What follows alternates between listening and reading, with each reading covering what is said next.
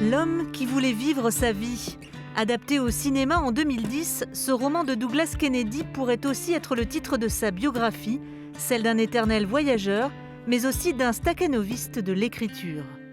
L'écriture pour moi, c'est un art, tout à fait, mais c'est aussi un métier.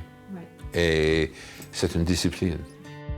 Si après 26 livres, c'est toujours un voyage différent, chaque fois. Et est-ce que c'est une source d'angoisse aussi? Toujours, complètement. Vous plaisantez, mon Dieu. Non. La plupart des écrivains sont des névrotiques. En fait, on est seul, on est très solipsiste. En fait, le confinement, c'était comme d'habitude. J'étais dans mes pyjamas jusqu'à 15h comme d'hab. Je suis très privé. Mais un salon de livres, pour moi, c'est une opportunité immense de rencontrer mes lecteurs et lectrices et échanger, parce que c'est un point de contact. Et j'adore ça. Est-il possible de trouver l'équilibre dans une vie? Peut-on être heureux? Des questionnements universels qui traversent tous ces romans. Traduits en 22 langues, ils se vendent à des millions d'exemplaires. Le 27e, tout juste paru, dépeint une Amérique ubérisée, fracturée entre libéraux et conservateurs. Le siècle américain est fini. Il y a des choses hyper extrêmes chez nous.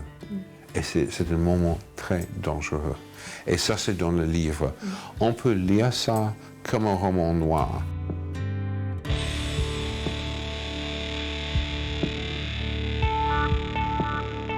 C'est efficace. En termes des pages, il y a beaucoup de suspense.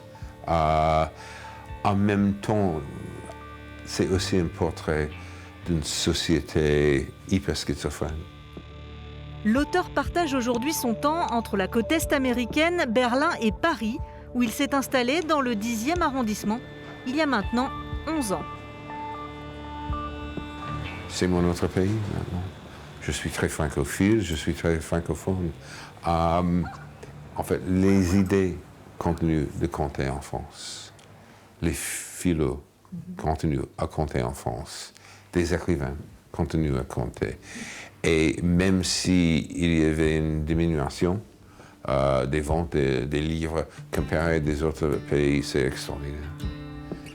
Douglas Kennedy travaille à l'écriture d'une pièce de théâtre, 2 pages par jour, une discipline et une passion qu'il a transmise. Sa fille Amelia s'apprête à publier son premier roman.